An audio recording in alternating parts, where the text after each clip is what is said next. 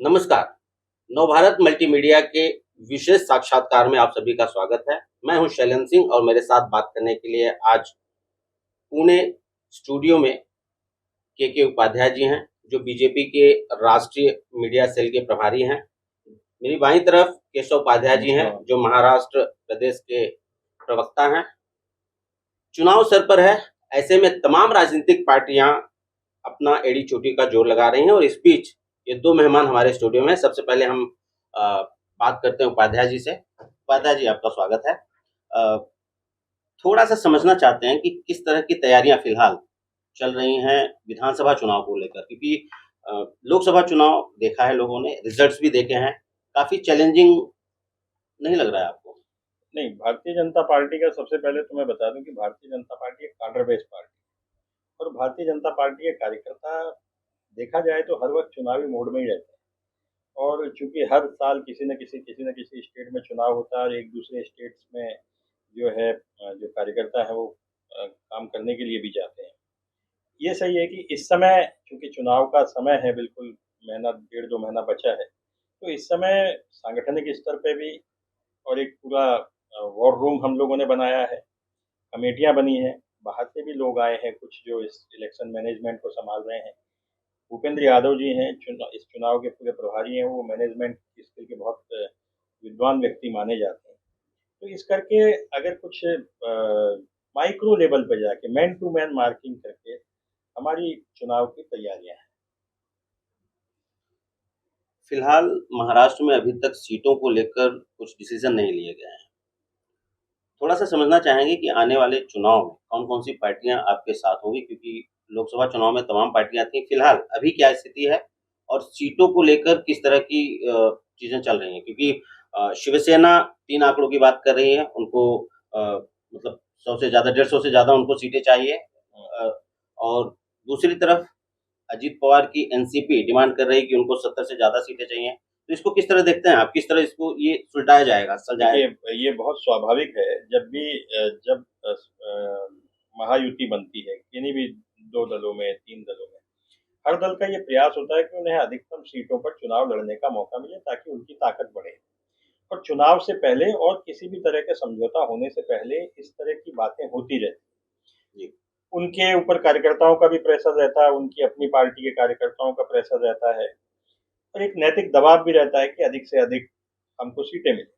लेकिन बाद में तीनों दल बैठते हैं, आपस में तय होता है, सीट टू सीट उस पर चर्चा होती है और उस समय जब चर्चा होती है, उस समय जो उद्देश्य होता है वो ये है कि किसी भी तरह से हम उन सीटों पर बात करें, किस सीट को कौन व्यक्ति जीत सकता है या कौन सा दल जीत सकता है। तो अभी चर्चाएं चल रही हैं और अभी आपने जिस तरह से कहा कि शिवसेना 3 डिजिट में मांग रही है, 70-75 अजीत जी की पार्टी मांग रही है।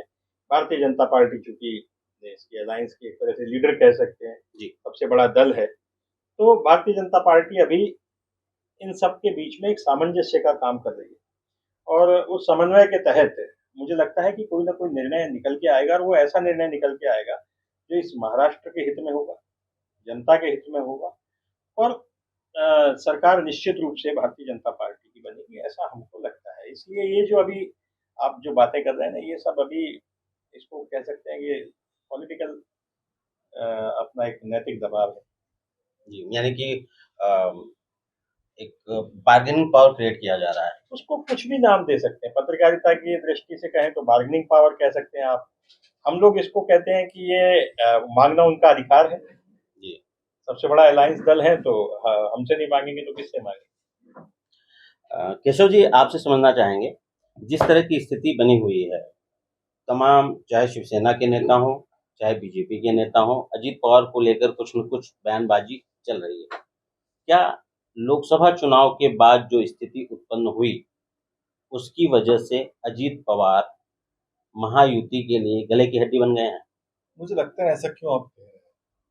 क्योंकि ये स्वाभाविक है, हमने बार-बार ये स्पष्ट कर चुके हैं कि तीनों पक्ष, भारतीय जनता पार्टी, राष्ट्रवादी और शिवसेना, तीनों पक्ष मिलके महायुति करके हम लोकसभा के लिए सामने जा रहे हैं। आपने देखा होगा कि तीनों नेताओं की, फिर एकनाथ शिंदे मुख्यमंत्री जी, देवेंद्र जी और अजित पवार, तीनों की इस वक्त हर जिले में सभाएं हो रही है। तो मुझे लगता नहीं कि जो ऐसे आपको लग रहा है कि गले की हड्डी वगैरह, हम तीनों पार्टी मिलकर एक साथ काम कर रहे हैं, एक साथ जनता के सामने जाएंगे और हम ये वादा कर रहे हैं कि आने वाले दिनों में भी हम फिर एक बार महायुति की सरकार बनाएंगे। तो क्या आपका जो शीर्ष नेतृत्व है, वो नेताओं को ये बात कहेगा कि इस तरह की बयानबाजी न करें? मुझे लगता है कि कार्यकर्ता किसी लेवल पे कोई एक बयानबाजी करता है तो उसका मुझे पूरी पार्टी का पॉलिसी वो नहीं होती। जी, कोई हो सकता है किसी उसके लोकल इक्वेशन में किसी ने कुछ स्टेटमेंट कर दिया होगा, इसका मतलब पूरा पार्टी का वो पॉलिसी मैटर या डिसीजन नहीं होता। पार्टी के नेतृत्व हमेशा पार्टी की पॉलिसी डिसाइड करते हैं, जो महाराष्ट्र प्रदेश के नेतृत्व है, फिर देवेंद्र जी है, प्रदेश अध्यक्ष बावनकुळे जी है और बाकी सारे नेता जो है प्रमुख। मुझे लगता है तीनों पार्टियों के प्रमुख नेता ने किसी भी एक दूसरे के खिलाफ कोई स्टेटमेंट नहीं किया।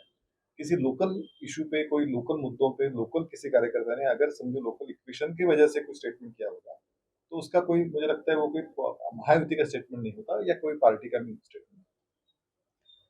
महाराष्ट्र प्रदेश के आप प्रवक्ता हैं, चुनाव सर पे है। किन मुद्दों को लेकर चुनाव में जाने मुझे वाले हैं? लगता है भारतीय जनता पार्टी की ये हमेशा भूमिका रही है। कोई भी स्टेट हो, भारतीय जनता पार्टी हमेशा विकास के मुद्दे पे चुनाव लड़ती है। और महाराष्ट्र में तो पिछले पहले 2.5 साल में जिस प्रकार महाविकास आघाड़ी सरकार का जो फेल्यूर था, वो हम लोगों के सामने रख रहे हैं। और पिछले 2.5 साल में महाराष्ट्र में महाविकास आघाड़ी ने जो अच्छे काम किए, विकास के मुद्दे हैं। ऊना में अभी परसों अभी मोदी जी आ रहे हैं, जिसको मेट्रो का भी शुरुआत और तीसरा फेज शुरू होने जा रहा है। मेट्रो है, अटल सेतु है, कोस्टल रोड है, जिस प्रकार से लाडली बहना की महिलाओं को प्रगति के लिए हम डेवलपमेंट कर रहे हैं। महिलाओं को एसटी के टिकट में 50% हमने सहूलत दी है। तो ये सारे मुद्दे जो है हम विकास के मुद्दे लेके महाराष्ट्र में जिस प्रकार से ग्रोथ आ रही है, विदेश का पैसा यहाँ आ रहा है, जिस प्रकार से उद्योग बढ़ रहे हैं, ये सारी चीजें विकास के मुद्दों पे हम हमें भारतीय जनता पार्टी की खासियत ये है, हम विकास के मुद्दे में लड़ते हैं। महाराष्ट्र में हम विकास के मुद्दों पे ही वोट मांगेंगे और मुझे पूरी उम्मीद है कि विकास के लिए अच्छा भविष्य के लिए महाराष्ट्र की जनता महायुति को चुनती है। उपाध्याय जी, आप राष्ट्रीय मीडिया प्रभारी हैं। एक चीज समझना चाहूंगा, जिस तरह से नेशनल लेवल पे प्रोजेक्ट किया गया था कि संविधान बदल देंगे लोकसभा चुनाव के दौरान, नैरेटिव सेट हुआ था। विधानसभा चुनाव के दौरान किसी भी प्रकार का विपक्ष का नैरेटिव काम न करे, उसको लेकर क्या तैयारी आपकी तरफ से होगी? नरेटिव देखिए, जैसा अभी केशव जी बता रहे थे कि हम लोग तो विकास पे बात करते हैं, विकास ही हमारा नरेटिव है। सबसे बड़ा नरेटिव इस बार हमारे साथ महिलाओं का साथ है, शक्ति का साथ है हमारे साथ, और उसका हमको इम्पैक्ट देखने को भी मिल रहा है। लाडली बहना है, उनका जो रोड ट्रांसपोर्ट में 50% किया है, महिलाओं के लिए जो लड़कियों के लिए शिक्षा मुफ्त की है, और इसके अलावा आप देखेंगे कितना इंफ्रा का काम हुआ है। अटल सेतु कोई कल्पना नहीं कर सकता था कि इस तरह का बन सकता है, लेकिन हुआ। कोस्टल टनल बनी है। ये यहाँ से पूना से मुंबई जाने के लिए जो रास्ते हैं वो भी बीजेपी के कार्यकाल में और बीजेपी के शासन में ही बने हुए हैं। तो इंफ्रा पे जितना काम भारतीय जनता पार्टी करती है, क्योंकि भारतीय जनता पार्टी किसी एक परिवार की या किसी एक के घर की पार्टी नहीं है। ये पार्टी एक लोकतांत्रिक ढंग से गठित हुई कार्यकर्ताओं की पार्टी है। इसमें कोई भी व्यक्ति एक तो ये दावा नहीं कर सकता कि अगला मुख्यमंत्री मैं ही रहूंगा या मेरा बेटा ही रहेगा। जी, यहाँ पार्टी का मुख्यमंत्री कौन होगा ये भी कार्यकर्ता तय करता है, पार्टी की कोर कमेटी तय करती है, पार्टी की नीतियों के आधार पे हम अपने नेता तय करते हैं, और नेता बनते हैं सेवा से, क्योंकि यहाँ कोई प्रॉपर्टी तो है ही नहीं किसी की पार्टी। तो इसलिए भारतीय जनता पार्टी को काम करना ही पड़ता है। भारतीय जनता पार्टी अगर काम नहीं करेगी तो भारतीय जनता पार्टी का जो एक मूल अस्तित्व है वो दिखाई नहीं देगा।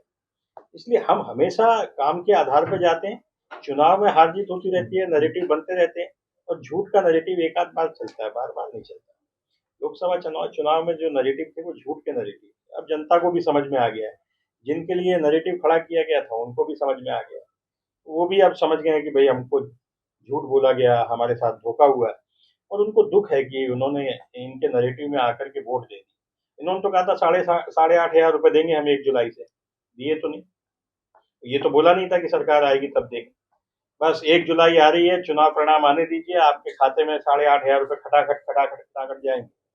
लेकिन बावजूद उसके आप देखिए कि हम 1500 की घोषणा करते हैं, जनता हमारे 1500 पे भरोसा करती है। जी, वो 8,500 की भी घोषणा करते हैं, जनता उस पर भरोसा नहीं करती। क्योंकि 70 साल तक उनका शासन देखा है, ज़्यादातर घोषणाएं उन्होंने ऐसी की हैं जो कभी पूरी नहीं हुई। ऐसी कई योजनाएं थी जो नेहरू के टाइम में जो है शुरू हुई थी और उसको पूरा मोदी सरकार ने किया। तो कांग्रेस क्या है कि कांग्रेस वोट बटोर सकती है झूठ बोल के, लेकिन कितना झूठ बोलेगी, अब तो एक्सपोज हो चुकी है। तो इसलिए हम नैरेटिव की ज़्यादा चिंता नहीं करते कि विपक्ष क्या नैरेटिव तय कर रहा है। हम अपने मुद्दों पे चुनाव पे जाते हैं, विकास के मुद्दों पे चुनाव में जाएंगे और उसी पे देखिएगा कि परिणाम बेहतर आएंगे। आरक्षण वाले मुद्दे पर जो आरक्षण की बात राहुल गांधी ने विदेश में की थी, उसको लेकर तमाम नेताओं की तरफ से कई टिप्पणियां की गई। उसको लेकर कांग्रेस हमलावर हो रही, जगह जगह आंदोलन कर रही है। इसको किस तरह देखते करते हैं? रहे, वो अपने उसको दबाने के लिए, क्योंकि उनका नेता बोल गया है, उसने गलती कर दी है। अब वो हमारे ऊपर हमला कर रही है कि उनके बारे में ऐसा क्यों बोला। अरे नड्डा जी ने उसको लेटर में जवाब दिया, 110 गालियां दी हैं आप लोगों ने, और ऐसी ऐसी गालियां दी हैं कि सुन नहीं सकते। आपको एक दो लोगों ने, वो भी बहुत छोटे लेवल के लोगों ने, पार्टी के बड़ा लीडर नहीं है, कोई बड़े शीर्ष का नेता नहीं है। यहाँ तो सोनिया गांधी ने मौत का सौदागर कहा था, राहुल गांधी ने कहा था डंडे मारेंगे, लोकसभा में बोल दिया था। और आज वो आंदोलन कर रहे हैं क्योंकि उन्हें अपना वो पाप छुपाना है जो अमेरिका में उन्होंने किया है। एक पाकिस्तान के जो सेपरेटिस्ट हैं उनके साथ हो रहे, दूसरा उन्होंने कहा कि आरक्षण समाप्त करेंगे, अभी नहीं बाद में करेंगे। तो उसको वो ढकने का प्रयास है। आरक्षण के विरोधी तो कांग्रेस ही है, हम तो है नहीं, हम तो आरक्षण के पक्षधर हैं। और जो ओबीसी आयोग बना है वो तो भाजपा के शासनकाल में बना। तो इसलिए इनके इनके झूठ का पर्दाफाश हो चुका है, उसका अब कोई हाथ पैर नहीं है। वो कितना भी आंदोलन कर दे, जनता तो उसमें साथ है। नवभारत मल्टीमीडिया से जुड़ने के लिए बहुत बहुत धन्यवाद। थैंक यू, बहुत बहुत हम यहाँ आए। नमस्कार। आपका भी बहुत-बहुत जल्द आभार। ही इसी तरह के किसी विशेष साक्षात्कार में फिर से मुलाकात होगी। तब तक के लिए नमस्कार।